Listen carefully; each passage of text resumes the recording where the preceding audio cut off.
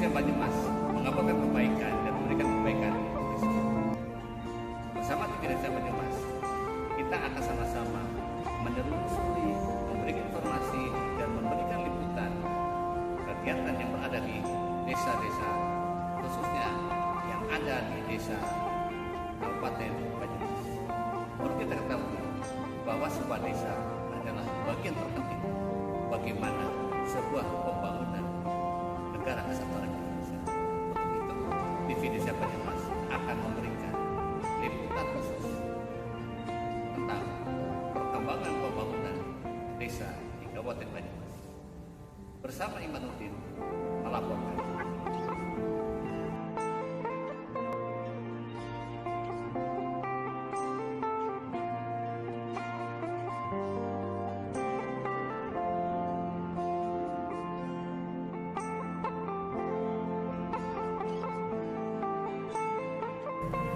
Selamat sore, salam bahagia teman-teman kerabat desa. Salam sama-sama belajar. Pada episode yang kedua kali ini kita akan melanjutkan yang kemarin. Ini mungkin secara khusus kita akan memperbincangkan tentang pendata desa atau numerator, karena ini ada beberapa isu menarik tentang bagaimana kondisi-kondisi akan ada perbaruan updating dari pemutakhiran data dan seterusnya. Ada yang mungkin belum lengkap, ada yang sudah 90% dan seterusnya. Sore hari ini Kang Iman akan mengantarkan perbincangan tentang memahami tugas dari pendata atau enumerator. Silakan nanti teman-teman yang ingin memberikan respon langsung bisa open mic, langsung mungkin memberikan catatan apa yang disampaikan Kang Iman mungkin kurang tepat atau apa, boleh silahkan. Cuma kalau pada saat sedang tidak berbicara silahkan mic-nya di off-kan atau di mute supaya tidak mengganggu yang sedang berbicara. Kira-kira itu. Ini Ustadz Sabana juga ada di sini, beberapa orang-orang hebat pendamping ada di sini, jadi saya cuma mengantarkan aja. Silakan Kang Iman.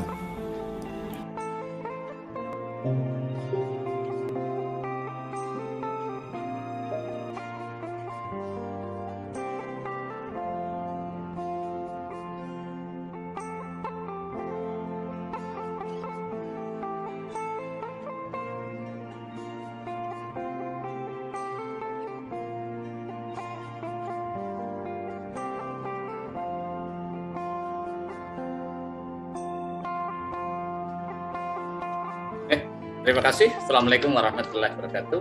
Selamat sore, salam sambal desa, sama-sama belajar desa.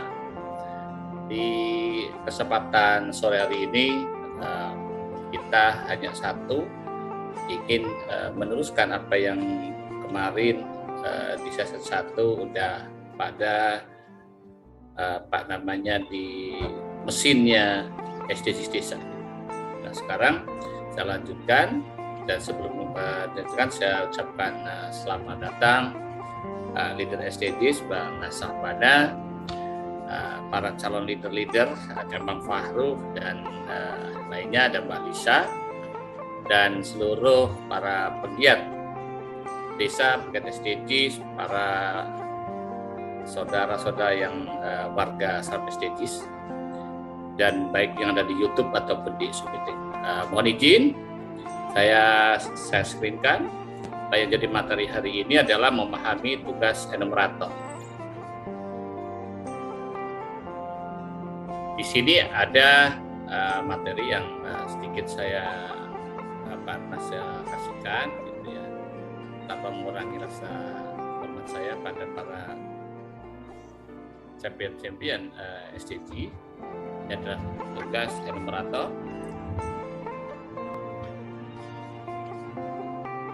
Selanjutnya adalah kita mencoba untuk mengetahui enumerator.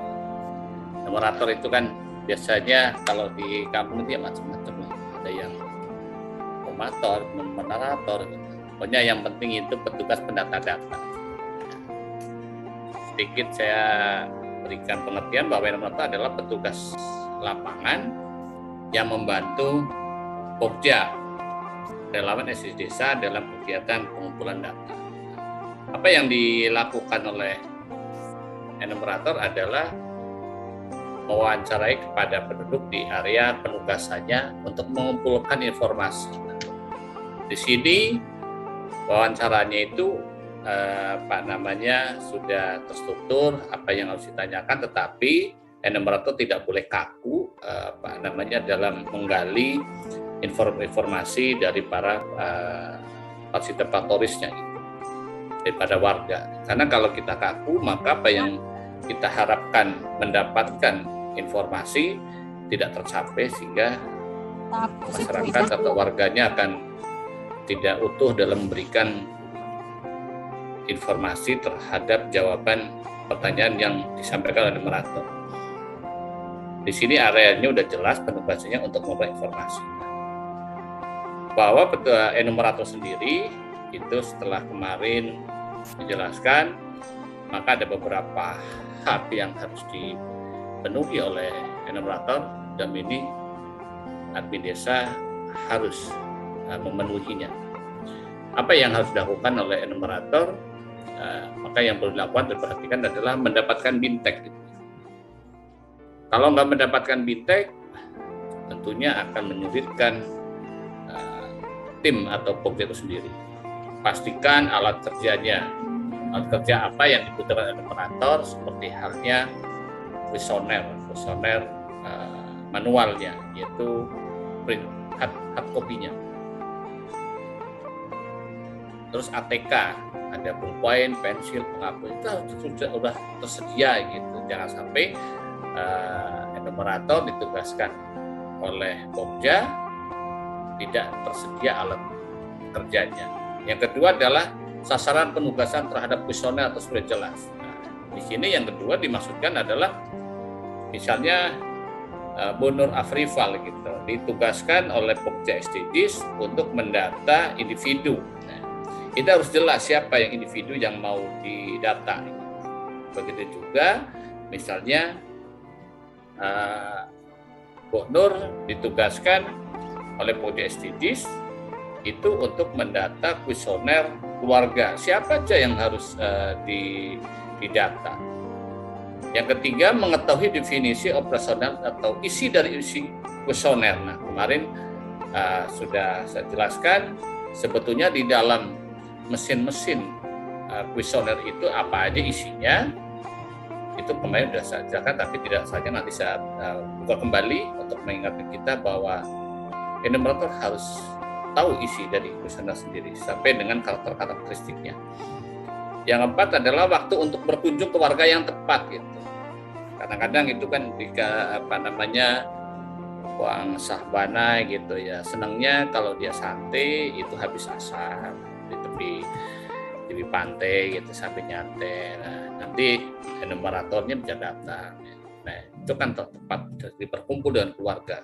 Keluarnya misalnya hari Sabtu udah di rumah gitu. Kalau nggak hari Sabtu jangan didatangin, dia nggak bakalan ada. Seperti itu. Terus yang kelima, tidak boleh ada yang tertinggal, disembunyikan, dan kuesioner tidak boleh diisi dengan dugaan atau perkiraan oleh enumerator. Contohnya seperti ini. Misal ke Bank Sabubun gitu ya. Saking susahnya ketemu gitu ya. Udah deh, enumeratornya akan mengisi paling Bank Sabubun itu umurnya sekian. Paling nikahnya tuh tahun sekian ya. Pada saat umur mungkin 25 atau 21, itu nggak boleh. Yang keenam, nah ini yang harus dikuatkan, smartphone atau laptop atau PC plus jaringan internet dan pulsa tersedia gitu. Karena apa? Nanti yang manual itu akan dituangkan dalam website SDGs Desa. Karena apa? Kalau itu dikumpulkan gitu ya, tidak dimasukkan, maka tidak akan diolah, maka pendataan itu jadi tidak berhasil. Selanjutnya adalah kuesioner atau survei data SDGs desa. Apa aja itu yang akan dikuasai atau akan dipakai oleh enumerator? Yang pertama adalah survei desa. Survei desa. Nah, survei rumput tetangga, survei keluarga, survei individu. Nah, survei desa. Tadi pagi kita mendengar dan mendapat penjelasan, ini lebih diarahkan kita mengedukasi kepada Pokja, survei desanya dikerjakan oleh perangkat desa. Karena yang lebih tahu tentang kondisi desa sendiri. Yang kedua adalah survei rumput tetangga. Maka yang akan melakukan pendataan lebih tepat adalah lembaga desa, yaitu pengurus RT. Karena di situ RT itu ada ketua, ada sekretaris, ada bendahara, terus RW-nya pun sama, ada ketua RW, sekretaris, dan bendahara. Yang ketiga adalah survei keluarga. Yang keempat adalah survei individu. Seperti apa sebetulnya survei itu tersebut? Nah, ini adalah sebuah untuk mempermudah bahwa ternyata survei desa yang manualnya, saya ucapkan terima kasih Bang Franky yang telah memudahkan kita isi survei desa yang manualnya ini seperti ini. Terus kalau isian ini ditarik atau ditransferkan ke dashboard SDGs, seperti ini dashboardnya SDGs desa untuk kuesioner desa. Kalau yang provinsi contohnya ini, ini saya ambilkan adalah di Provinsi Jawa Tengah, Kabupaten Banyumas, Kecamatan Batu Raden, untuk desanya Purwosari. Ini yang 1 sampai 4 ini sudah terkunci dari sistemnya, karena enumeratornya adalah bertempat atau menjadi pokoknya di desa Purwosari. Selanjutnya ini adalah survei RT. Nanti enumerator harus menguasai isian yang manual ini sehingga pada saat turun tidak ada sebuah pertanyaan kembali yang artinya itu begini, enumerator itu pasti akan menemukan sebuah kendala di lapangan, tapi tentunya dengan melalui fintech yang tadi disampaikan di awal akan memudahkan atau menjadi simpel, sehingga apa yang harus dilakukan oleh tenaga pendamping profesional sebagai mitra, ya, TPP itu sebagai mitra daripada Pokja, itu harus menguasai seluruh isi daripada survei, baik itu yang manual ataupun nanti yang ada di dalam sistem. Kalau di dalam sistem itu sebetulnya malah mudah itu. Di dalam sistem itu kalau ada sesuatu yang tidak sesuai dengan isian atau karakter daripada kuesioner, maka dia akan menunjukkan warna merah, dan itu berarti harus terisi dan tidak boleh dilewati. Di sini kalau misalnya tetangga ada provinsi, kabupaten, kecamatan, desa, nanti yang pertama ditemui adalah RT dan RW. Untuk RT dan RW, sedikit secara mengulas kembali, ini harus terisi 3 digit gitu ya. Terus survei keluarga. Survei keluarga di sini bentuknya seperti ini yang akan kita jumpai, ya. Nama, nik, nomor HP. Gimana kalau misalnya itu tidak ada nomor HP, ya kalau tinggal diisi plus 62 seperti kemarin gitu ya. Kalau nik itu 16 digit, begitu juga dengan nomor kakak juga 16 digit. Nanti diinputkan apa yang ada di hard copy-nya ke isian di dalam sistem sendiri. Survei individu. Di sini survei individu adalah basisnya adalah nama individu dan nik, ya, seperti ini. Ini ada 16 digit, ya.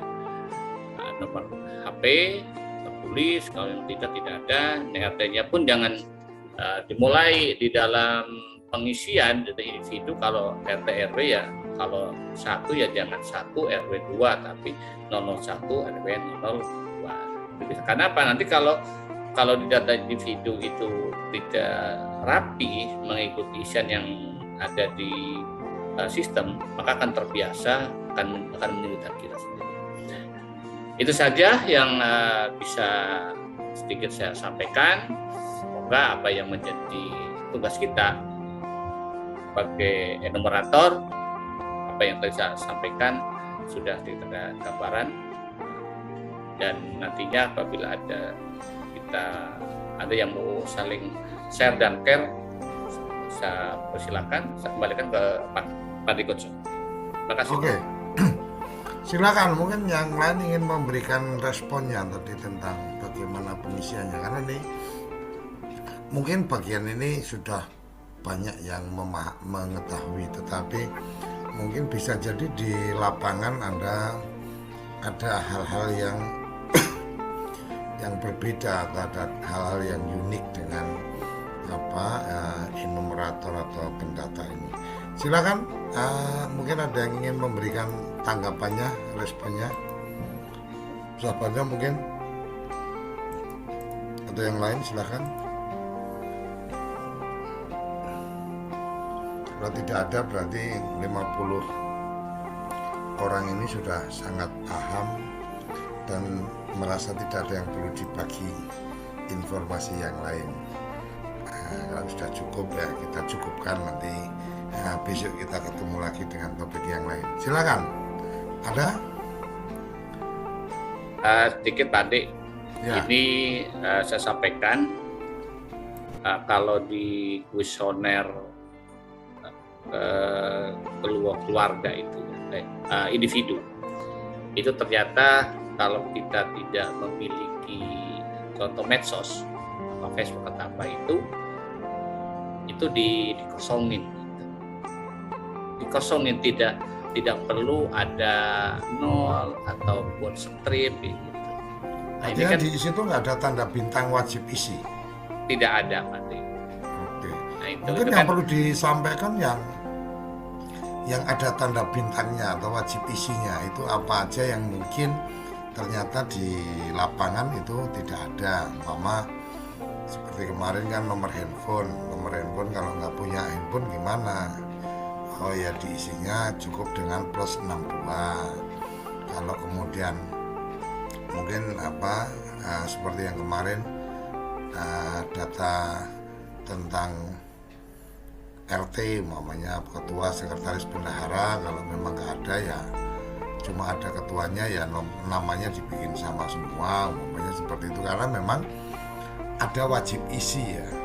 Jadi di kuesioner itu biasa ada yang optional, boleh ngisi boleh enggak, ada yang wajib isi, ada juga yang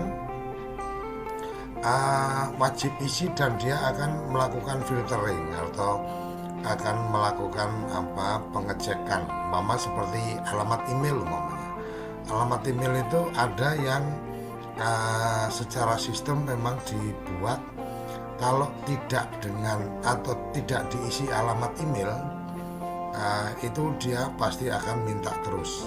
Tapi kalau mama diisi dan meskipun itu tidak benar, maka dianggap sudah mengisi. Mama alamat email karena nggak punya email lah, tulis saja iman@banyumas.com umpamanya, itu otomatis akan tercatat bahwa sudah ngisi alamat email, walaupun alamat email itu nggak ada, tapi karena ada @.com-nya, dan seterusnya, maka mesin menganggap bahwa dia sudah mengisi alamat email, umpamanya seperti itu. Mungkin Kang Iman bisa menyampaikan bagian-bagian kritisnya yang pakai tanda bintang apa saja, supaya kalau toh memang secara data tidak ada, maka kemudian bisa disiasati. Seperti tadi RT RW umpamanya, itu harus 3 digit angka umpamanya. Kalau diisi dengan huruf pasti menolak umpamanya. Karena saya tidak terlibat di penyusunan sistemnya, jadi saya nggak tahu persis bagian-bagian mana yang kemudian mewajibkan dalam isian seperti apa. Ada yang mama isi kalau itu wajib nomor nik umpamanya, itu kalau diketik huruf pasti nolak. Tapi kalau diketik angka sembarangan, dia pasti diketik angka sembarangan, dia tetap menerima, umpamanya seperti itu. Silakan Kang Iman, mungkin Oke, ada. izin saya Pak. Ini saya bukakan. Tadi ada yang saudara kita nanya Pak Muhammad bahwa apakah dashboard SD sudah bisa dibuka? Sudah bisa Pak. Ini saya membuka sebagai enumerator atas Ibu Indrawati. Jadi ini udah bisa dibuka. Nah, selanjutnya adalah apa yang tadi saya sampaikan ini, misalnya isi kuesioner. Ini saya coba di individu. Saya mencoba untuk mengecek apakah nomor yang bersangkutan yang saya tulis sudah terdaftar atau belum.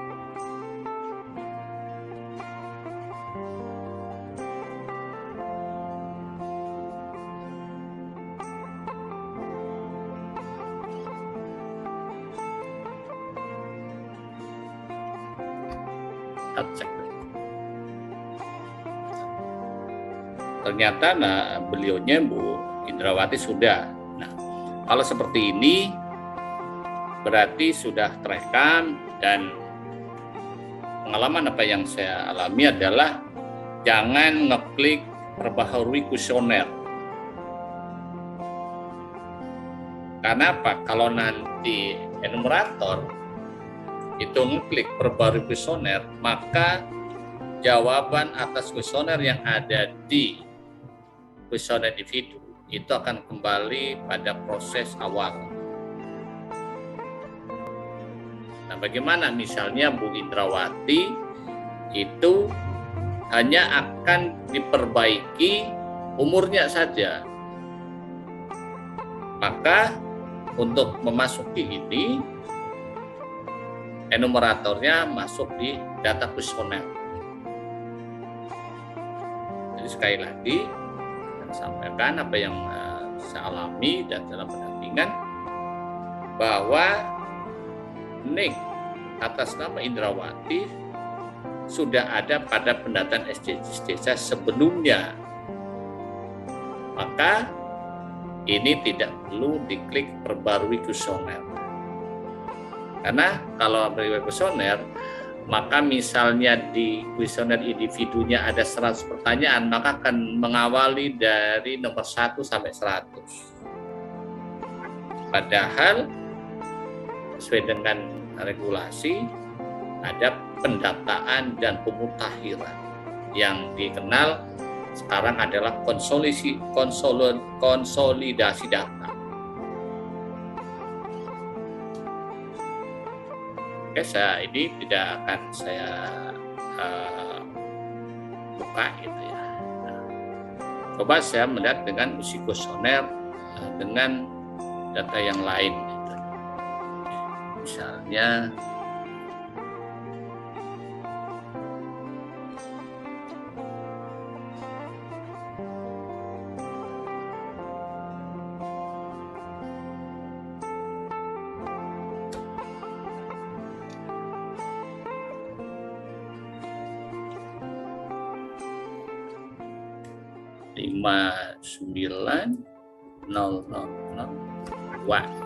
misalnya seperti ini.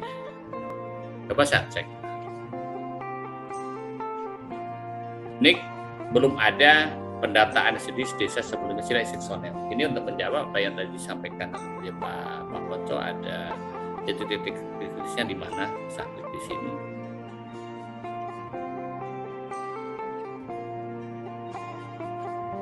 Ini misalnya adalah ini tanda bintang, maka harus terisi secara benar. Contoh misalnya saya membuktikan ya, misalnya hanya RT 1, RW 1. Nah, dia nggak mau. Seperti itu. Jadi ini pembuktian bahwa di titik-titik yang berbintang, ya, ini harus terisi bahwa aturannya seperti itu. Jadi kalau memang diperintahkan untuk 3 digit ya kita isikan 3 digit. Kalau itu 2 digit ya 2 digit. Tapi ini terbukti bahwa isian untuk RT ada harus 3 digit, maka saya coba 3 digit. 1 RW-nya just. Nah, kalau seperti ini bisa lanjut. Kalau RW-nya kalau cuma misalnya 01 gitu, mau enggak? Nah, ternyata dia pun enggak mau. Berarti minta 3 digit, ya kita penuhi 3 digit.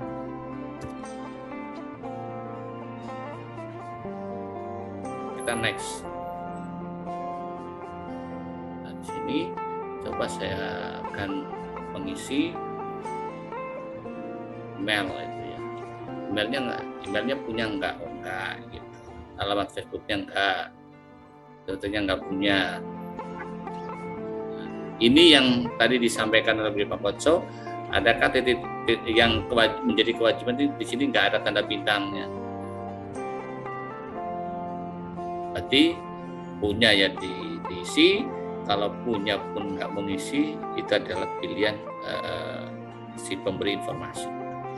Saja seperti itu. Apakah aktif menggunakan internet selama sebulan terakhir? Misalnya tidak gitu. Ya udah kita kecepatan akses internet jangan lambat itu. Sudah kita klik. Nah, ternyata di sini yang belum terisi masih ada, yaitu nomor kartu keluarga. Berarti ada yang terlewat. Nomor kartu keluarga. Nah, ini 16 digit ya. 5, 6, 7, 8.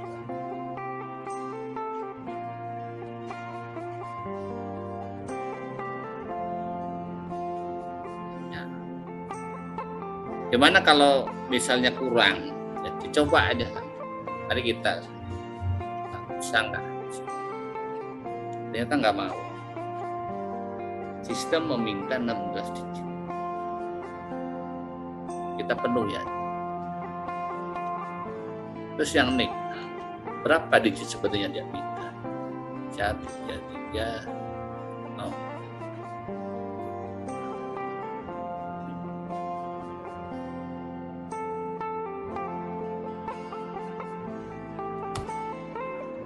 Kita penuhi. Ternyata tetap dia 16 digit mau. Coba kalau saya kurangi 1 mau, dia tetap tidak mau. Sehingga di sini ada titik kritisnya bahwa pengisian nomor kartu keluarga NIK wajib diisi dengan angka yaitu 16 digit. Saya tambahkan nama responden, misalnya Afrival, laki perempuan gitu. Nah, wah, ya laki-laki gitu. Tempat lahir Banyumas. Di sini berarti tanggal hari ya, misalnya. Nah, ini sudah ada ini. Enak malah ini. Tinggal milih, misalnya bulan apa ya? Oke lah. Saya seperti ini. Responden rekrik kita mau ada.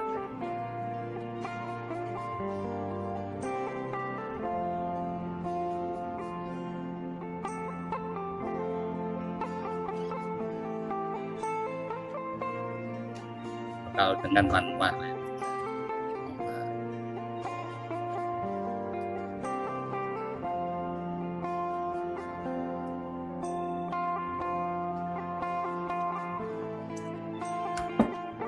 Bisa juga dengan manual juga bisa, tapi dengan seperti tadi itu adalah pilihan gitu ya. Tapi saya ingin coba dengan manual sudah sama aja sih. Usia tahun sejak 90 berarti 2032.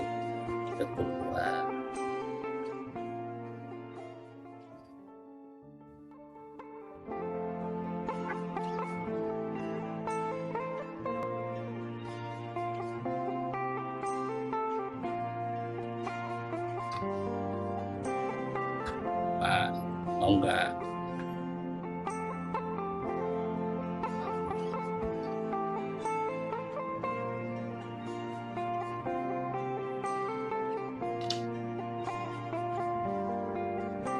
Status belum kawin, pilih aja gitu. Nanti tinggal dibetulkan saja Katolik, bangsanya ada pilihan, misalnya Jawa. Agama itu harus diisi ya? Dalam Pak? Agama harus diisi ya? Harus isi Pak. Ini ada tanda bintangnya Pak. Jadi nggak ada pilihan nggak beragama ya? Sementara belum ada Pak. Berarti wajib punya agama berarti ya? Kepercayaan ada di situ, Kang Iwan. Coba saya buka Pak. Pilihan agamanya apa aja itu? Di sini lainnya ada Pak. Oh lainnya, oh ya. Ustadz itu ngisinya lainnya itu. Nomor handphone, Kang Iwan, kalau nomor handphone itu apakah, ini menarik ini, mengisi nomor handphone. Apakah kalau nomor handphonenya sudah pernah diisi, kemudian diisikan untuk data yang lain, itu ditolak atau tetap bisa masuk? Bisa masuk Pak. Oh, kalau bisa masuk kayaknya menarik juga untuk keluarga yang tidak punya adat orang-orang yang nggak punya nomor handphone, yang ditulis di situ nomor handphonenya ketua RT umpamanya kan. Jadi kalau ada sesuatu yang penting dari yang bersangkutan kan berarti ada nomor kontaknya tuh langsung ke ketua RT. Memungkinkan nggak kesepakatan seperti itu dilakukan bersama desa? Memungkinkan Pak, karena kan tinggal pada saat enumerator di Bintek itu kan pasti ada pendekatan secara kearifan lokal itu Pak. Artinya kalau tidak memiliki ya jangan dipaksakan gitu. Memang tidak memiliki, kalaupun ingin memiliki, misal tetangganya punya, boleh nggak gitu ya, tinggal izin ke tetangganya, boleh nggak dimasukin. Nah, karena kalau kemudian ketemunya by name by address, kemudian mungkin kalau data ini dimanfaatkan oleh institusi lain, kan menarik tuh, oh ini keluarga yang miskin ekstrim gitu kan. Kemudian untuk memudahkan mungkin yang dari ini kan sekarang ini kan eranya kan blended finance, jadi pembiayaan dari banyak pihak kan gitu. Nah, ketika ada nomor handphone di situ, nomor handphonenya adalah nomor handphone ketua RT kan otomatis menjadi lebih memudahkan komunikasi.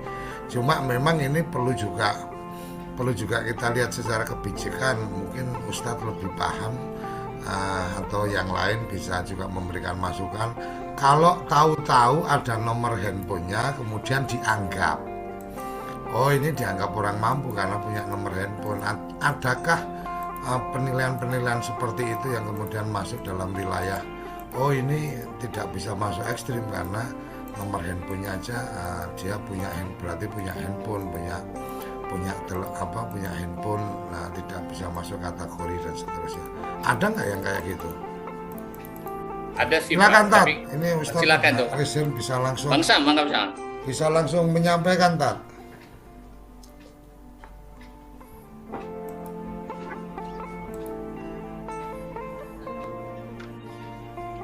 Open. Udah bisa langsung buka ini. Terima kasih Pak De, ini menarik ini apa yang disampaikan agama. Jadi ini sumbang saran saja Pak De, Kang Iman dan teman-teman yang hari ini program pada hari kedua ya, Sambal Desa.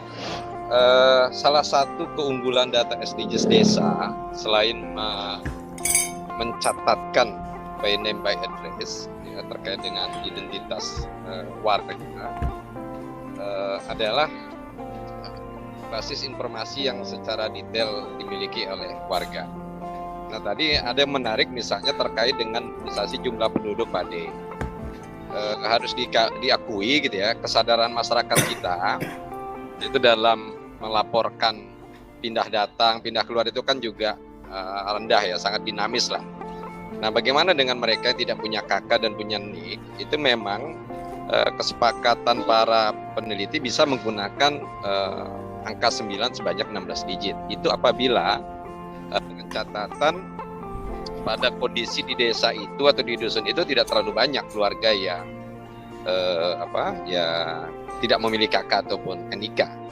Tapi bagaimana dengan desa yang jumlah penduduknya banyak? Nah, ini mesti diatur strateginya dengan membuat klasifikasi atau kodifikasi kode provinsi, kode kabupaten, kode kecamatan seperti yang ada di KK dan di NIK, gitu Pak De.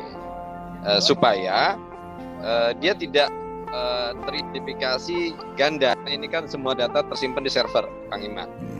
Jadi kalau semuanya misalnya gunakan angka 9 sebanyak 6 digit, enumerator di desa A misalnya atau di dusun A, lalu enumerator di dusun B juga menggunakan rumus yang sama, maka di server nanti akan terbaca ganda gitu ya. Nah, salah satu strateginya mengakalinya atau mensiasatinya adalah dengan menggunakan kodifikasi kode provinsi, kabupaten, kecamatan, kelurahan atau desa gitu, baru nomor urut. Nah, itu salah satu yang mungkin kita insight juga Pak De. Lalu yang kedua, memang ada hal yang seringkali diabaikan Pak De oleh teman-teman pendata. Ini praktek di lapangan ya. Pendataan menggunakan Android ataupun menggunakan web berbasis dashboard SDGs berbasis web ini mungkin kesannya mudah gitu ya, tapi ada kuesioner yang mesti dipahami dengan baik.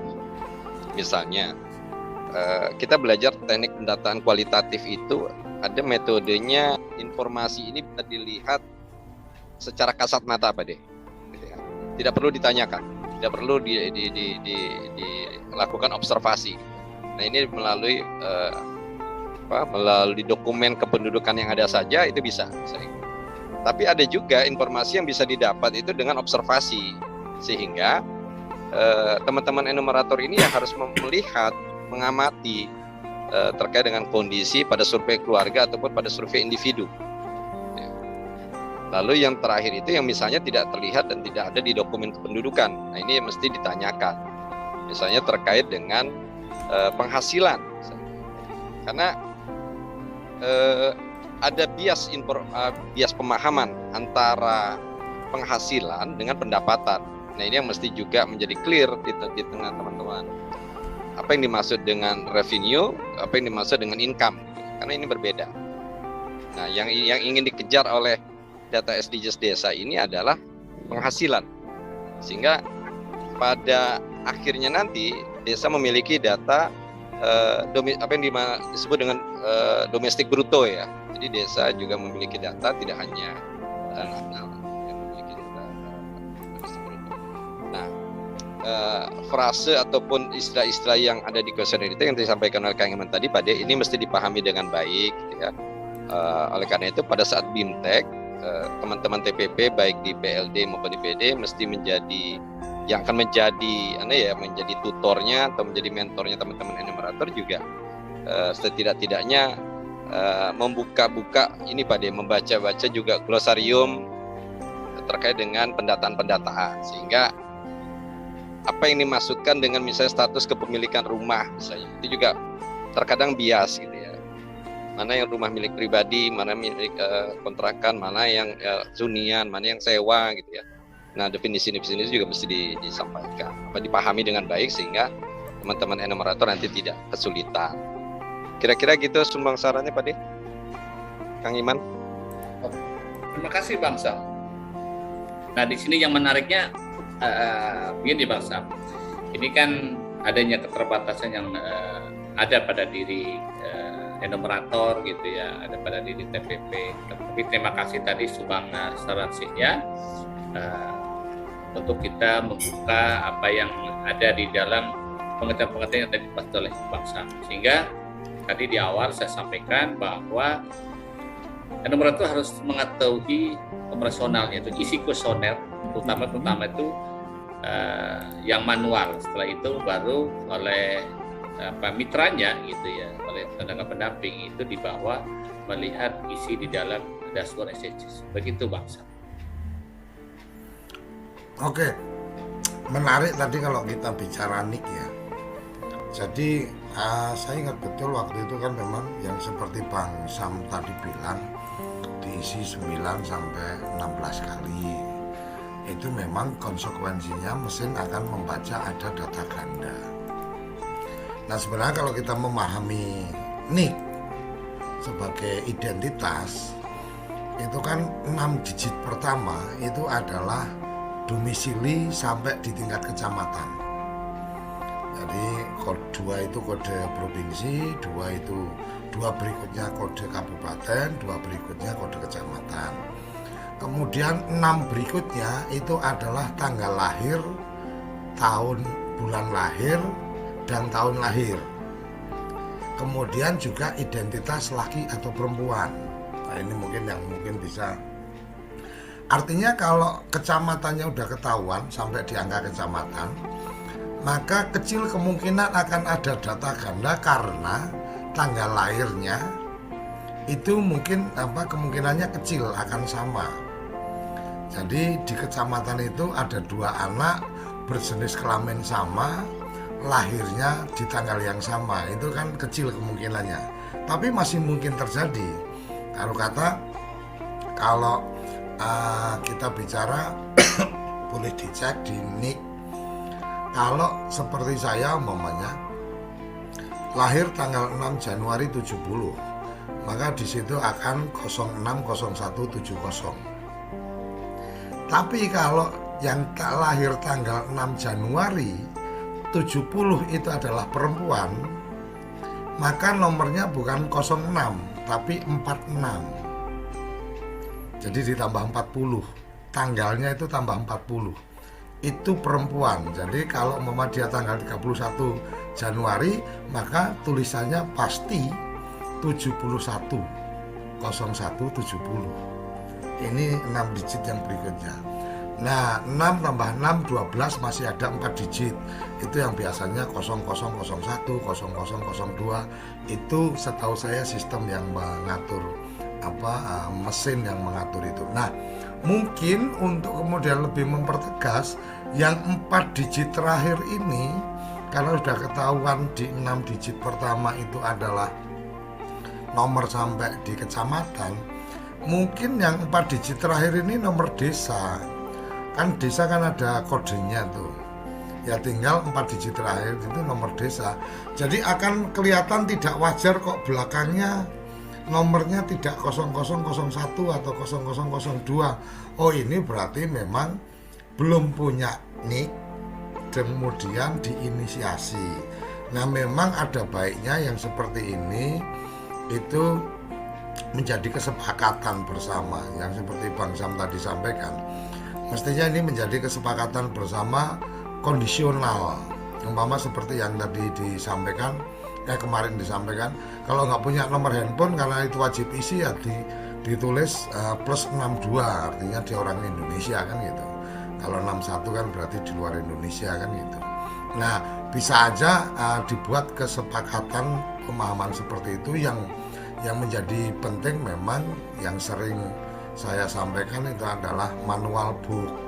Kalau ada sesuatu diberikan tambahan catatan, bisa melakukan dengan cara seperti apa, kira-kira seperti itu. Bisa saja nih mama alamat email, ya udah di create email aja, create email. Mungkin desanya punya website, ya tinggal ditulis aja namanya sukamaju.desa.id, artinya bahwa oh ini adalah orang Sukamaju karena dari alamat emailnya ketahuan nih alamat website dari Sukamaju namanya. Nah ini yang sebenarnya menurut saya nggak tahu ini teman-teman yang lebih paham ya, bangsa mungkin juga lebih paham. Artinya ada nggak semacam catatan-catatan guidance supaya oh ini loh cara mengisinya, kalau tidak ada datanya maka bisa diisi begini, supaya ketika big data ini kejadian memang benar seperti yang Bang Sam tadi sampaikan. Kalau disepakatinya seperti yang dulu kan kita nggak mikirnya sampai sedetail itu kan, ya udah diisi angka 9 sampai 16 kali ya. Yang ngisi angka 9 sampai 16 kali, begitu di sorting data langsung bahasanya data ganda kan gitu. Karena nicknya sama. Tapi kalau kemudian 6 digitnya disesuaikan dengan wilayah, 6 digitnya sesuai dengan tanggal lahir dan jenis kelamin, 4 digitnya itu adalah kode desa dan RW umpamanya, atau gimana aku nggak ngerti nanti tinggal disepakati aja sebenarnya 4 digit yang di belakang mau diisi apa itu. 4 digit di belakang itu 2 digit kode desa, 2 digit kode RW umpamanya, yaitu otomatis akan ketahuan bahwa ada perempuan tanggal lahirnya sekian itu tinggal di RW ini, desa ini, dan belum punya NIK, itu akan ketahuan. Saya pikir itu yang mungkin saya bisa tambahkan tentang NIK ya, karena memang NIK ini menjadi dasar single identity number-nya. Nah, oleh karenanya memang ada baiknya yang seperti tadi Bang Sam sampaikan, karena memang ini akan jadi sumber data yang cukup serius. Ya dibuatlah kesepakatan mungkin dari Pusdatin Kementerian Desa atau mungkin dari tim manajemen nasional, bagian-bagian temuan lapangan seperti itu yang perlu didiskusikan. Saya pikir itu. Silakan lanjut Kang Iman. Terima kasih dari Pak Darso, PD Bogor. Pak D, saya persilakan dulu dari Pak Darso. Silakan open videonya juga supaya kita kenal. BGR itu Bogor. Pak Darso, monitor. Apa kepencet atau? Terima kasih. Saya lanjutkan Pak D. Kami pernah mengalami hal semacam itu yang tadi disampaikan oleh Bang Sam. Itu biasanya yang saya lakukan dalam fasilitasi terhadap Pokja itu adalah mendata dulu Pak. Didata dulu nama anaknya siapa, terus dari keluarganya siapa. Setelah itu biasanya nanti ada rapat berapa ya, seminggu gitu, terus dilaporkan perkembangannya seperti apa, terus nanti disampaikan kepada admin desa, dari kepada sekdes dan pada kades bahwa ini seperti ini. Jadi langsung desa itu akan eksekusi siapa namanya, terus dikasihkan pasal seperti ini. Nah, karena di KB ya kebetulan di Batuan itu mudah jangkauannya, sehingga itu bisa cara penyelesaian seperti itu. Tapi tadi yang disampaikan dengan adanya 16 digit dengan kode 1999, nanti efeknya memang akan terjadi diganda. Oke, selanjutnya saya yang 18 misalnya tidak memiliki, ya coba saya 662. Dan dia mau, coba saya lewatin, kayak ini nomor WhatsApp tidak ada bintangnya, ini juga tidak ada bintangnya, berarti tidak kewajiban.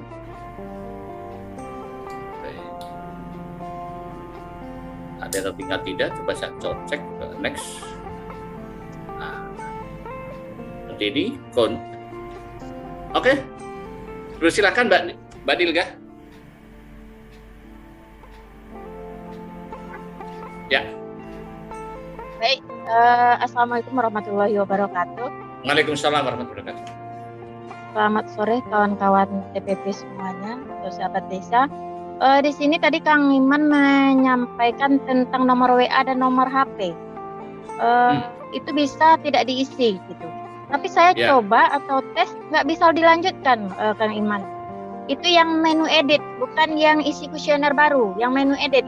Kalau tidak terisi dia tidak bisa lanjut. Barusan saya coba juga, barusan dicek juga. Kata Kang Iman tadi bisa, saya cek ulang. Punya saya sendiri, soalnya anak saya sendiri karena belum punya HP kemarin. Saya masuk pakai admin desa. Saya coba anak sendiri tidak mau dia dilanjutkan. Harus diisi nomor HP dan nomor WA. Itu Kang Iman. Oke. Berarti data tadi adalah data sudah terekam ya? Yang sudah terekam. Oke. Terima kasih Mbak Dilga atas penyampaian informasinya. Mungkin boleh diinformasikan, tidak diisi sama sekali, atau kalau kemarin kan Kang Iman mencoba memberikan contoh dengan mengisi angka plus 62, itu tidak diisi sama sekali, nggak bisa, atau memang harus angka penuh berapa digit? Tidak diisi sama sekali ya Pak D, tidak mau disimpan. Tapi kalau diisi misalnya plus 62 itu mau. Oh ya, makanya kemarin sudah kalau nggak salah Kang Iman menyampaikan, karena itu ada tanda bintangnya maka wajib isi. Karena itu nomor HP, maka yang tidak punya nomor HP solusinya seperti yang Kang Iman tadi sampaikan, itu ditulis aja plus 62, itu kan nomor Indonesia kan plus 62. Jadi mungkin itu yang artinya kalau memang blank sama sekali, memang karena itu wajib isi ya, memang nggak pasti dituntut, bukan dituntut, tapi sistem meminta harus diisi karena memang ada tanda bintangnya. Oke, dipahami. Berarti kalau diisi plus 62 bisa ya? Bisa, tapi kalau dikosongkan tidak bisa dia. Harus dia keluar lagi tanda merahnya, harus diisi gitu.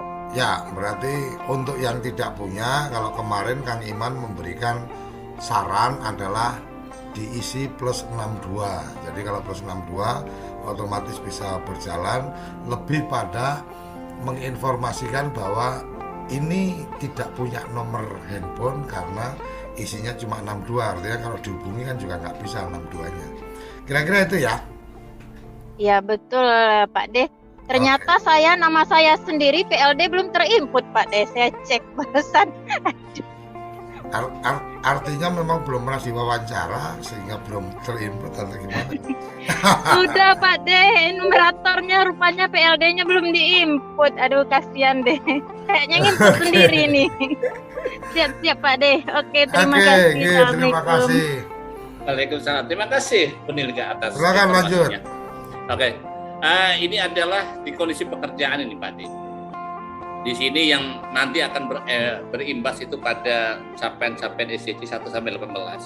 Maka kondisi pekerjaan individual itu harus jelas pada saat didata dan dia harus mempertanggungjawabkan apa yang disampaikan. Ini hanya ada pilihan bersekolah, ibu rumah tangga, tidak bekerja, sedang mencari pekerjaan dan bekerja. Ini sebutnya mudah gitu. Ya, posisinya pada saat itu seperti apa gitu. Misalnya beliau itu bekerja gitu. Ya, anak bekerja keluarnya seperti ini, Pak. Jadi kalau misal di sini saya yang bersekolah akan beda lagi, Pak. Kalau ibu rumah tangga ini, kalau tidak bekerja, sedang mencari pekerjaan.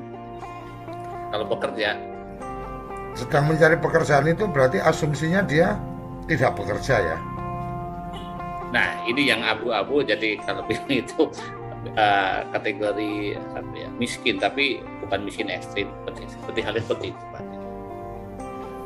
Oke, ini memang pengisian ini harus dijelaskan filosofi dan apa sebenarnya yang dicari. Mungkin Ustadz bisa menambahkan ini. Pilihannya apa aja tadi? Pelajar. Bersekolah, ibu rumah tangga, tidak bekerja, sedang mencari pekerjaan dan bekerja. Silakan Bang Sam. Karena ibu rumah tangga itu juga tidak bekerja kan? Gimana Kang? Aku tadi sedang apa?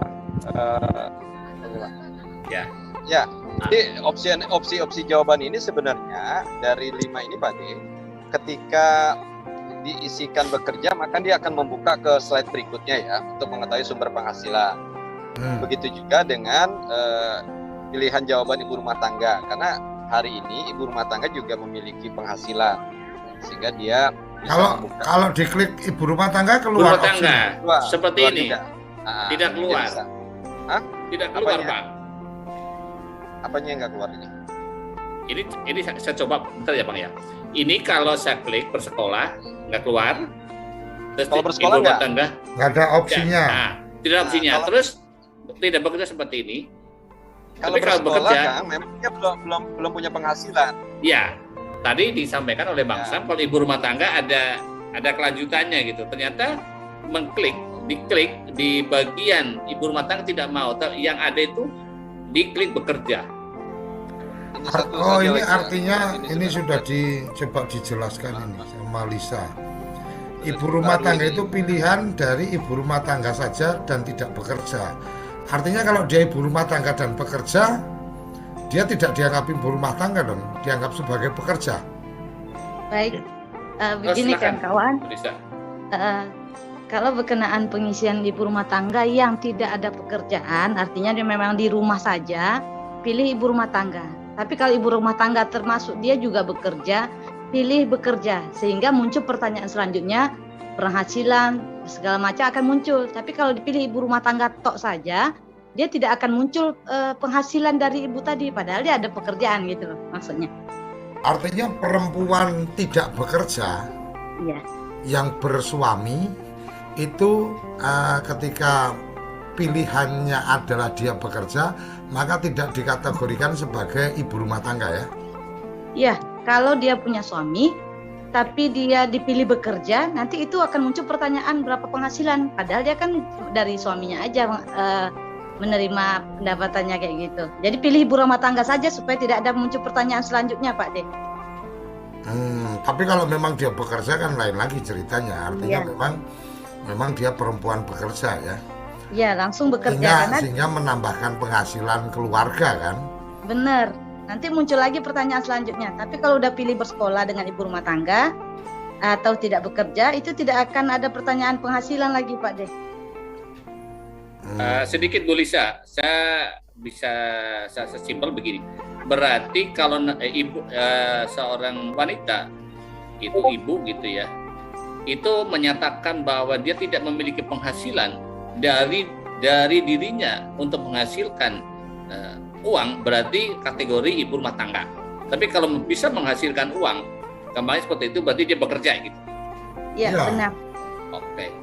Terima Seperti kasih. Jadi saya kalau- misalnya. Kalau perempuan kepala rumah tangga gimana? Dia Nah, ibu itu benar, rumah benar. tangga, terus benar. keluarga itu nggak berpenghasilan gitu. Perempuan Gini kepala Pak De, keluarga ya. kalau ibu rumah tangga tunggal, artinya suami tidak ada, tentu dia sendiri. Kemudian dia tidak bekerja, itu jangan pilih tidak bekerja. Kalau bisa dipilih sedang mencari pekerjaan, supaya nanti ada opsi ataupun termasuk dia data orang yang sedang mencari kerja, sehingga nanti bisa disarankan pekerjaan apa yang cocok untuk ibu ini, gitu loh. Tapi kalau kita pilih tidak bekerja kan terkunci habis tuh. Memang sementara ibu ini pasti butuh pekerjaan begitu loh. Karena dia ada tanggungan, suami udah meninggal misalnya begitu. Oke, itu ini menarik ini bicara tentang pekerjaan ini, karena kalau bersekolah itu udah pasti ya, artinya memang dia sedang usia sekolah gitu kan. Tapi antara ibu rumah tangga tidak bekerja dan sedang mencari pekerjaan, opsinya tidak bekerja dan sedang mencari pekerjaan, ini kan juga pilihan-pilihan yang mungkin dari enumerator atau pendata itu harus paham sebenarnya pesannya apa sih. Kalau bicara kondisi pekerjaan kan sebenarnya bersekolah, ibu rumah tangga, tidak bekerja atau bekerja kan gitu. Kalau sedang mencari pekerjaan ini kan artinya confuse juga, orang dia tidak bekerja, iya, sedang mencari pekerjaan, iya juga. Gimana nih Bang Sam atau mungkin teman-teman, kalau saya dari orang luar, saya kemudian harus menyampaikan, artinya mama saya sebagai pencatat kan saya harus memahami pilihan-pilihannya. Oke, dipersilakan Pak Agus, mungkin ada yang mau disampaikan. Monggo Mas Ya. Agus. Assalamualaikum warahmatullahi wabarakatuh. Waalaikumsalam warahmatullahi wabarakatuh.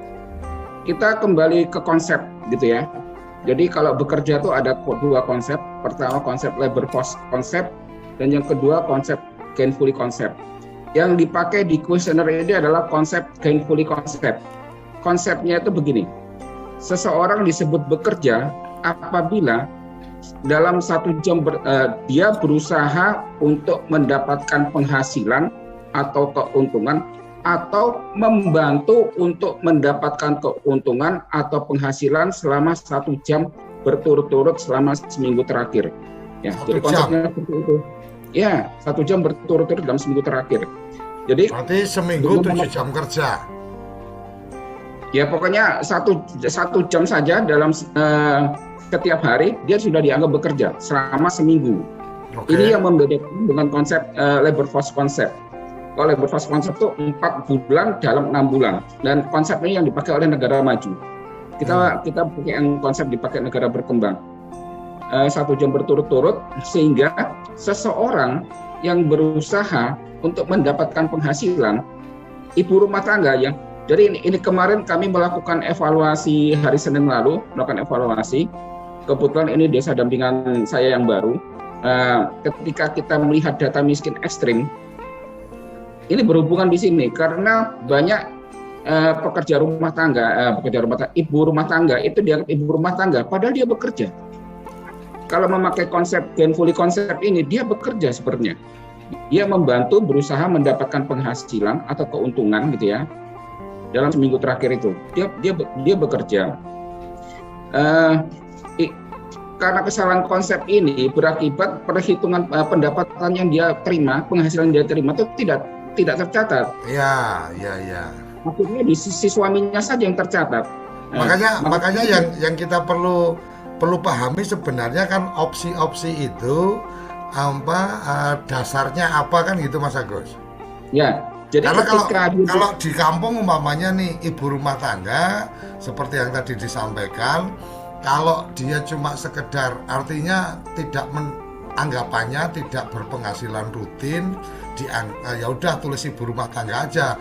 Sementara dia mungkin membantu petik buah, membantu nyuci dan seterusnya. Dia kan berpenghasilan sehingga ketika dia di lock berhenti di ibu rumah tangga, sehingga tidak ada pertanyaan penghasilan, otomatis keluarga itu dianggap penghasilannya kan cuma dari suami aja, kan kira-kira gitu Mas Agus? Iya betul, makanya kemarin kami ingatkan lagi, itu harus diprobing lagi.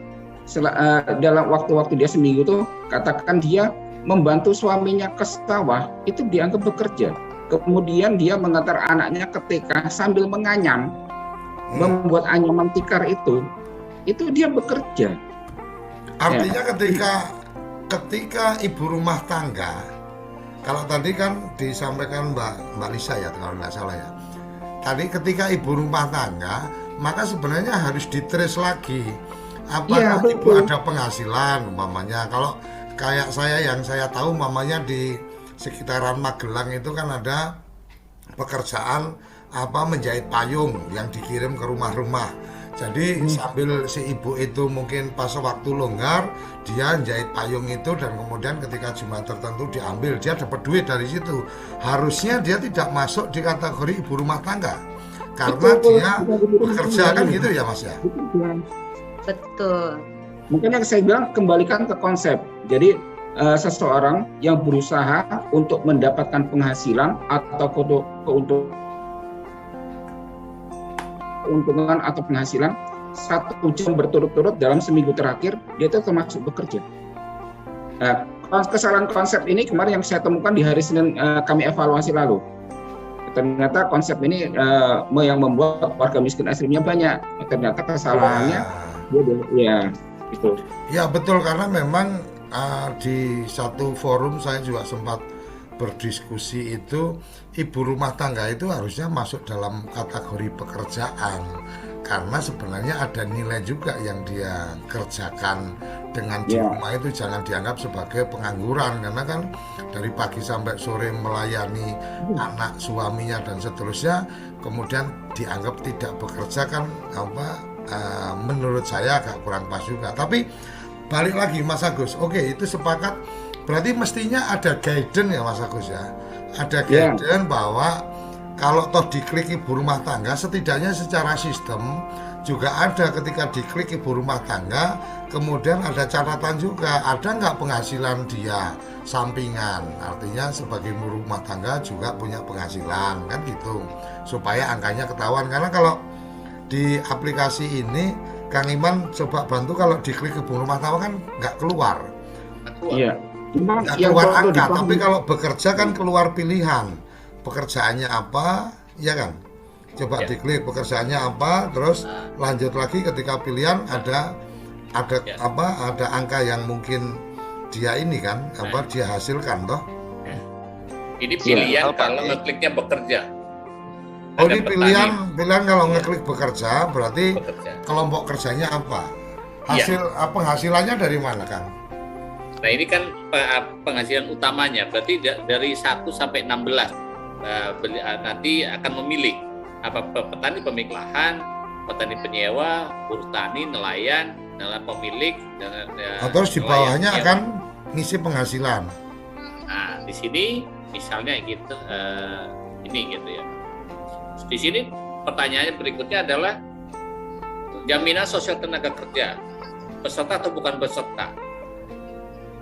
Nah, Terus ini yang penghasilan setahun itu setahun terakhir. Nah, ini yang tadi disampaikan oleh Bang Sam. Ini kita TPP juga enumerator untuk mengetahui ya tadi namanya penghasilan ataupun tadi pendapatan.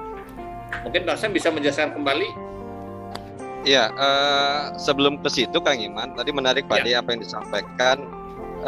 Kita mesti pahami bahwa pendataan SDGs dengan pendekatan sensus partisipatoris ini rumusnya adalah kondisi faktual, kondisi objektif responden yang ditemui oleh enumerator. Jadi terkait misalnya status ibu rumah tangga itu, misalnya kalau memang tidak ada pekerjaan, tidak ada penghasilan, maka ya memang dikliknya adalah ibu rumah tangga. Tapi ketika dia memiliki penghasilan di klik ibu rumah tangga, maka akan terkunci, tidak bisa dilakukan penggalian. Kita bisa gunakan teknik probing untuk melakukan penggalian terhadap informasi yang mungkin butuh didalami gitu ya.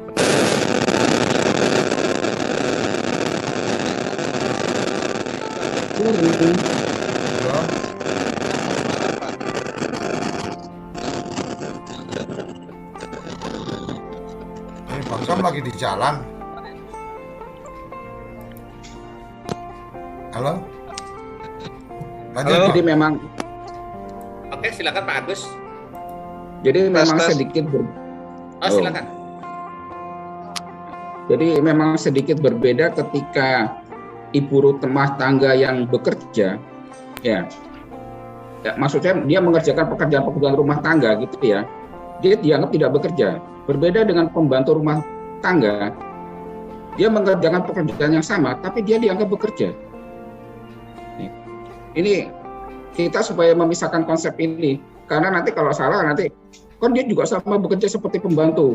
Nah, kan bedanya pembantu itu dibayar, ibu rumah tangga tidak dibayar. Ya. Dan ibu rumah tangga yang betul-betul tidak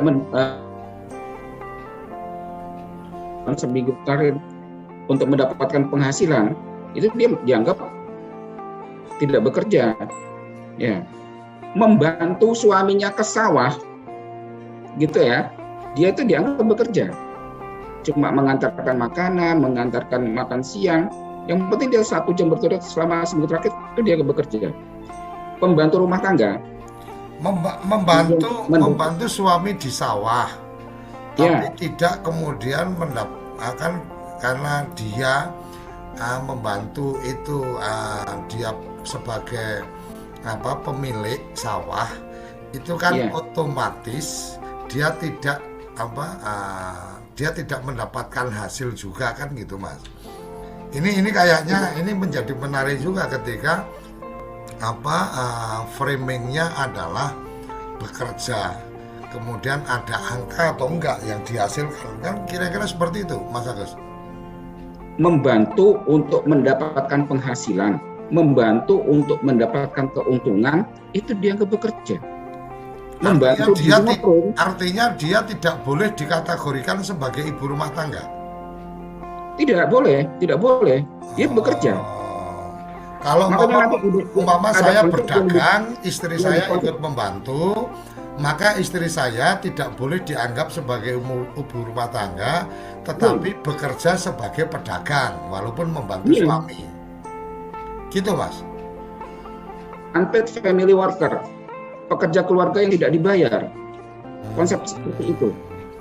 Nah, ini kayaknya memang perlu ini ya, Bang Sam dan teman-teman ini kayaknya perlu clearance juga dengan si pembuat kuesioner, karena ada juga nih Bang Sam juga Mas Agus juga Kang Iman. Nah, ini saya pengen pengen di demografi ini sudah mata kuliah demografi ini masuk di situ memang tentang kependudukan. Enggak kan tentang gini Mas. Gitu. Gini Mas, setiap akan membuat kuesioner kan memang selalu harus ada sebenarnya apa yang dicari sehingga kemudian kita jadi paham kan gitu. Sama seperti yang di sini ditulis tidak bekerja dengan sedang mencari pekerjaan. Nah, ini kan juga semangatnya kalau ya saya sedang tidak bekerja, Anda sedang mencari pekerjaan. Apa memang sedang mencari pekerjaan atau kemudian frame tentang mencari pekerjaan itu maksudnya kayak apa kan gitu. Ibu rumah tangga tidak mencari pekerjaan, tidak bekerja. Pembedaan antara tidak bekerja dan sedang mencari pekerjaan. Ini kan juga perlu kejelasan juga ini supaya teman-teman yang di lapangan juga paham. Gimana ini Mas Agus, Bang Sam? Konsepnya itu memang batasan waktunya seminggu terakhir. Seminggu terakhir kerja apa enggak? Ya, 1 jam berturut-turut itu tadi. 1 jam berturut-turut saja dia melakukan aktivitas pekerjaan atau membantu. Itu dia masuk bekerja. Orang yang membantu di warung itu bekerja. Kemudian orang yang beda dengan orang yang mencari pekerjaan. Dia tidak dianggap tidak bekerja, dia sedang mencari pekerjaan. Kalau tidak bekerja, dia betul-betul tidak bekerja. Memang kegiatan sehari-harinya dia mengurus rumah tangga. Oh itu kalau ibu rumah tangga. Artinya kalau mama anak laki-laki yang sudah berumur cukup dewasa tidak sekolah. Karena ada 2 opsi tuh. Ya. Tidak bekerja atau sedang mencari pekerjaan. Identifikasinya gimana Mas Agus?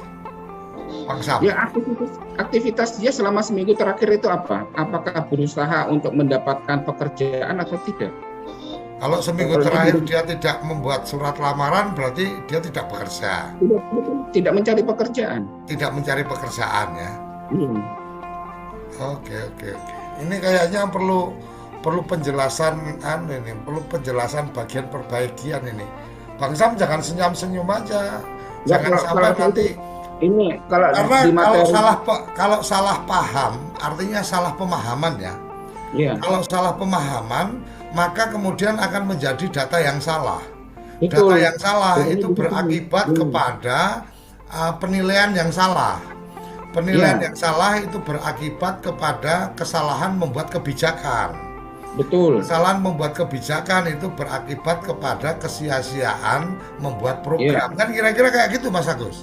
Ya, jadi begini Pak, pengalaman kami dulu ketika melakukan survei itu pasti di depan itu ada yang namanya guideline dan manual. Manual umum, guideline itu lebih pada petunjuk pengisian kuesioner. Hari ini ada nggak itu? Kalau di sini saya cari itu, belum ada ini. Belum ada. Bang Sam jangan ketawa-ketawa, jawab dong Bang Sam. Jangan ketawa-ketawa, dari sini kepantau aja sampean. Makanya saya masih ingat apapun lah kuesionernya, guideline yang kita pakai harus mengacu ke konsep BPS. Konsep BPS itu ya saya sering ini konsep BPS yang kita pakai. Kalau BPS mau pakai konsep gainfully konsep, kita pakai konsep gainfully konsep. Itu aja, itu lebih mudah. Jadi menambahkan nih Pak D yang disampaikan Pak Agus tadi. Pertama kan bahwa sensus partisipatoris ini berdasarkan kondisi objektif secara faktual gitu ya. Supaya dengan data atau informasi yang didapatkan itu, maka desa mendapatkan data gambaran kondisi masyarakatnya. Ya, sehingga arah kebijakan tadi ini kan data SDGs untuk rencana pembangunan desa nih Pak. Kalau memang banyak warganya yang tidak bekerja, sedang mencari pekerjaan misalnya gitu kan. Nah, maka program apa yang bisa dilakukan oleh desa pada RKP desa. Nah, kan itu arahnya nanti. Sehingga teman-teman enumerator juga memang harus memahami dengan baik konsep bekerja, tidak bekerja, sedang mencari pekerjaan itu seperti apa. Bahwa pendekatan yang disampaikan Pak Agus tadi misalnya dari indikator penghasilan yang diterima satu minggu terakhir gitu ya, itu memang kesepakatan juga di BPS pun juga seperti itu. Ya, ada penghasilan, tapi bagaimana dengan mereka yang tidak punya pekerjaan sementara biaya pengeluarannya ada? Nah, ini kan menjadi anomali.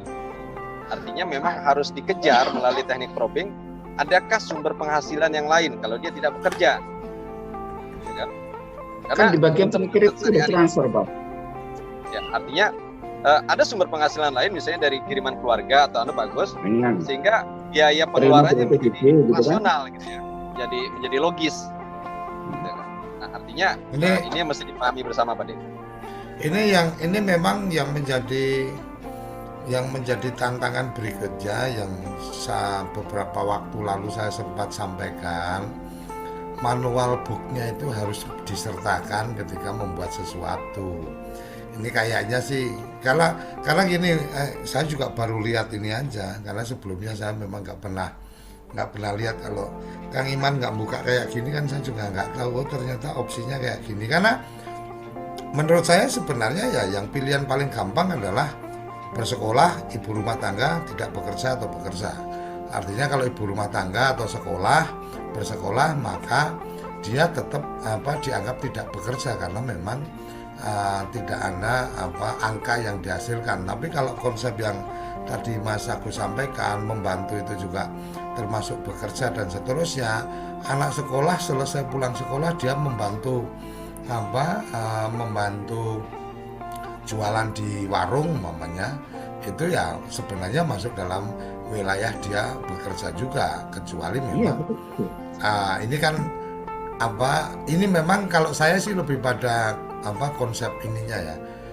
Saya ingat betul dulu kalau mau turun survei itu kan tidak hanya sekedar bicara ini diisi, tapi lebih pada yang ingin dicapai adalah ini.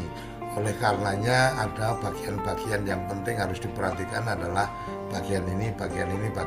Bahkan tim peneliti pun kadang-kadang juga memberi jebakan juga. Kalau yang di sini jawab ini, yang di sini jawab ini, ketahuan kamu ngisinya tidak valid dan seterusnya. Tapi oke, ini tanpa terasa kita udah melewati kesepakatan sampai jam 5. Mungkin kita sepakati sampai 17.30 lah, 13 menit lagi.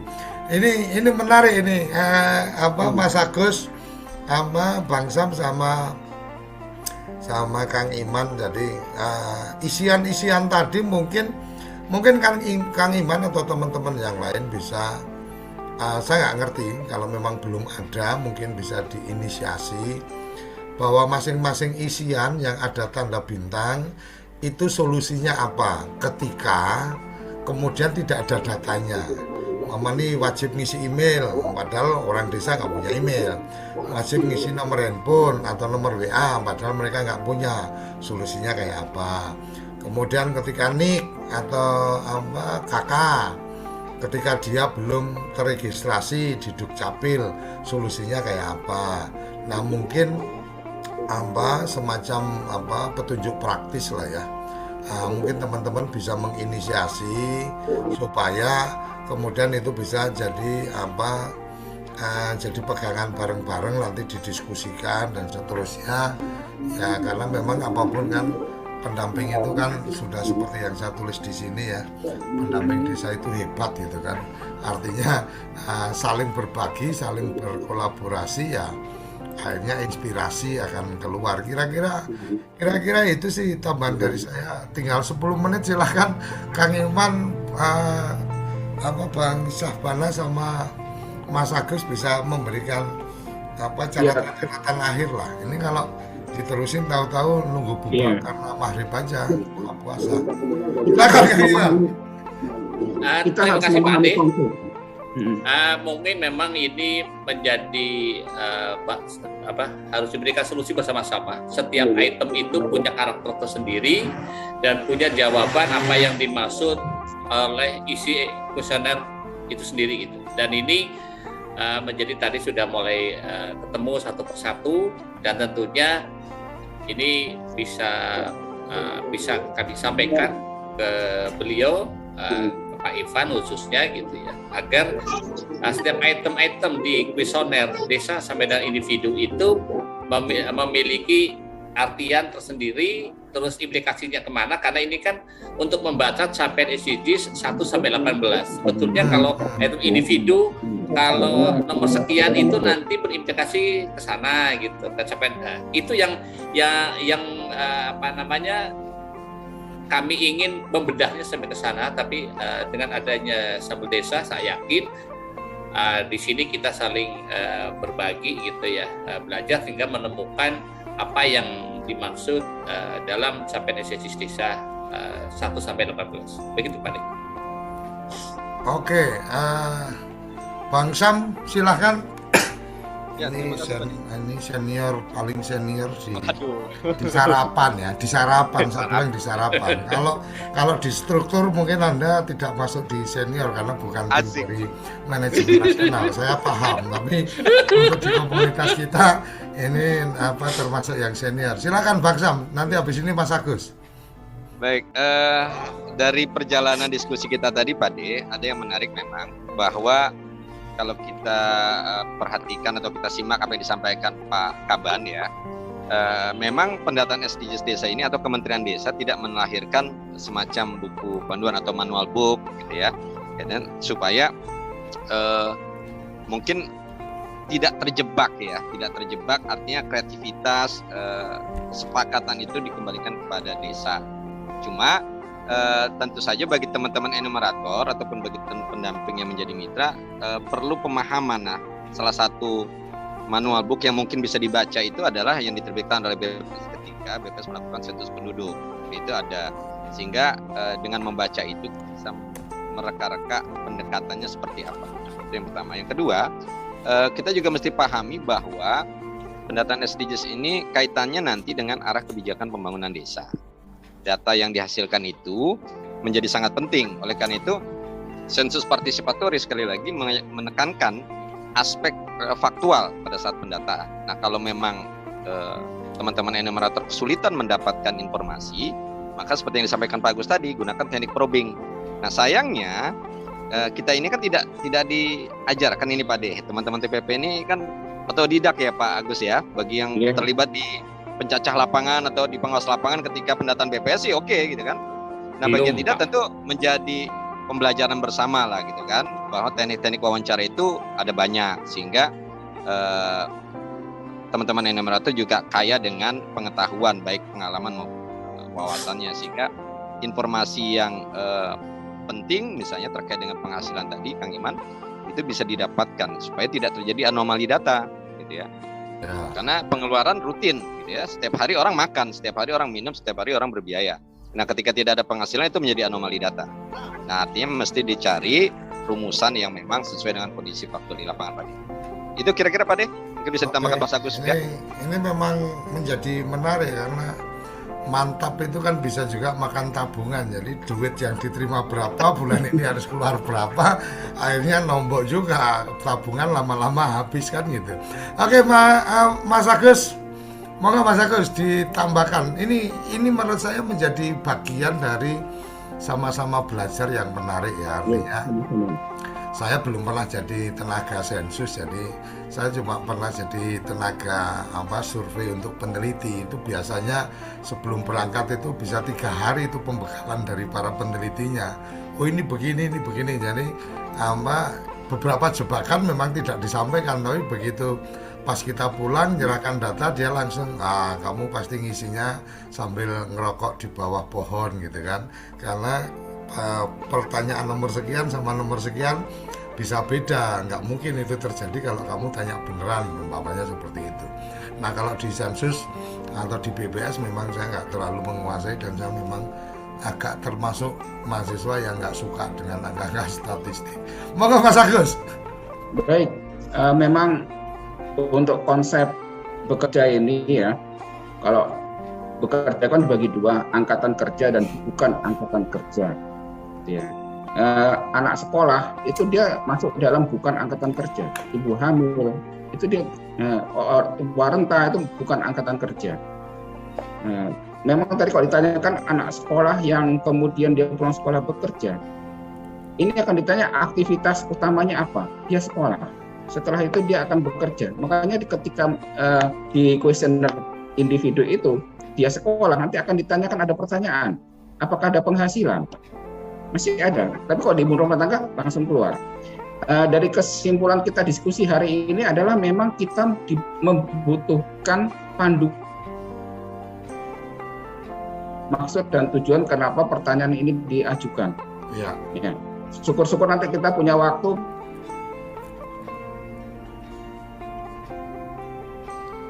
Halo, Mas Agus. Mana ini Mas Agus? Oh, nggak kedengaran suaranya. Di saya aja atau yang lain kedengaran? Sama Pak De. Hilang, Pak, Sama. hilang. Hilang Pak. Gak ada suaranya kah? Oh ya, sekarang Oh. udah keluar lagi. Ini jangan-jangan Iman sabotase ini. Jadi Pak De. Oke, Mas Agus. panduan untuk bagaimana mengumpulkan data ini. Maksud dan tujuan kuesioner itu apa? Harapannya ada. Artinya perlu ini ya, Mas Agus ya. Perlu Perlu membedah. pengetahuan. Perlu Iya. membedah sebenarnya kamu bikin kuesioner kayak gini, itu agendamu apa? Ketika wajib ngisi email, itu maksudmu apa? Ketika Iya. wajib ada nomor handphone, maksudmu apa? Kalau kamu tidak punya maksud, ya itu jangan wajib isi, kan kira-kira kayak gitu, Mas? Iya, gitu. Jadi nanti nggak lucu, misalnya orang miskin tapi HP-nya 3 gitu kan nomornya, nggak lucu. Ya, ini kayaknya saya perlu pertemukan dengan Gus Ivan dalam satu forum yang khusus ini untuk membedah. Kalau memang ada yang kurang pas ya bisa secara sistem kan itu bisa disesuaikan lah ya. Kalau memang kita membayangkan tidak semua itu punya HP, sebenarnya kan tinggal disebutkan punya email atau tidak. Ketika ya maka silakan isi.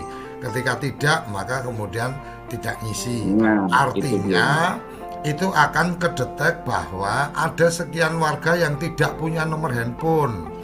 Ya. Nah, artinya mereka tidak punya handphone. Artinya bahwa dari 15.000 penduduk di desa ini yang tidak punya handphone berapa itu ketahuan karena ada opsinya punya handphone atau tidak. Kalau tidak otomatis nggak ada pertanyaan nomor handphone, tapi kalau punya berarti ada pertanyaan nomor handphone.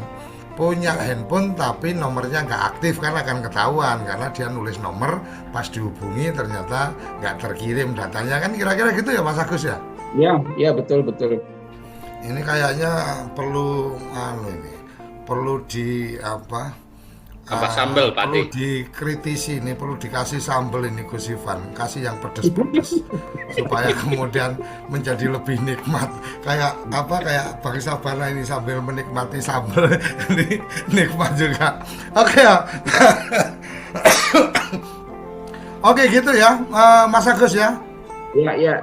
Ini kayaknya menjadi menarik obrolan sore. Kalau dulu zaman mudanya Bang Sabana itu kan jalan-jalan sore kan gitu, JJS. Kalau ini ngobrol-ngobrol sore sambil roti bakar, sambil kopi susu kan di kafe dekat kantor kan gitu ya Bang Sabana.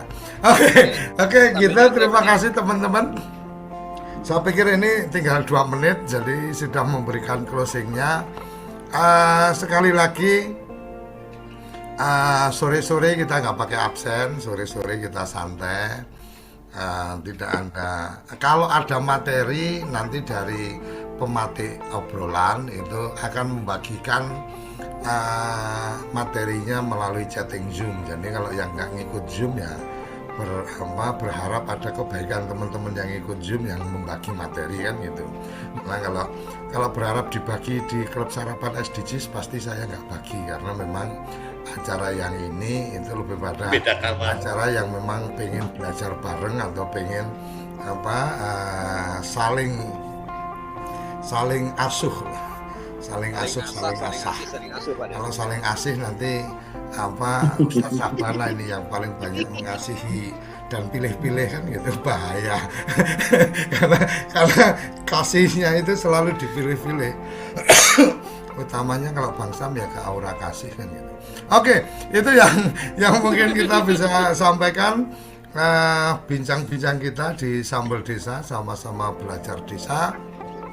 Kita akan ada di ini Jumat, berarti mungkin kita agendakan lagi hari Senin, karena biasanya Sabtu teman-teman juga sudah punya agenda-agenda yang lain. Nanti kita akan diskusikan lebih lanjut topik apa untuk hari Senin dan siapa yang akan kita minta untuk memulai bicara.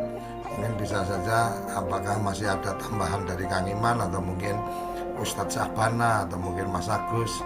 Ini menurut saya ya inilah bagian untuk kita sharing. Jadi saya sih bukan pendamping, tapi serasa jadi saudaranya pendamping. Jadi apa-apa yang pendamping rasakan kayaknya saya juga suka ikut merasakan, walaupun sebenarnya saya bukan pendamping karena nggak ada kontraknya ya, setahun Kakak sekali tertua pendamping, Pak De. kontrak. Kakak tertua. Konvensi. Saya tidak wajib ngisi di RP, tapi tiap pagi saya ada bareng-bareng sama teman-teman. Oke, sampai di sini terima kasih. Kita akan ketemu lagi minggu depan. Saya berharap nanti Ustadz Sabana, Mas Agus berkenan juga masuk di grup kecilnya Sambal Desa untuk mendiskusikan topik-topik apa yang coba kita obrolin, dan siapa-siapa yang bisa ikut mengisi, karena kalau yang di situ lebih pada grup teman-teman yang tertarik untuk berbagi. Artinya yang kemarin pertama yang siap berbagi Kang Iman, kemudian Mas Heru kemarin juga siap kalau memang diperlukan. Akhirnya kita undang juga di grup, dan grupnya memang kecil, hanya beberapa orang, termasuk yang tim produksi, karena tim produksi yang penting karena dia yang akan ngatur. Nanti tahu-tahu kita ngobrol nggak ada yang record, nggak ada yang layangkan, kan sayang juga. Oke, sampai di sini teman-teman. Salam Sambal Desa, sama-sama belajar desa. Salam Desaisme. Terima kasih.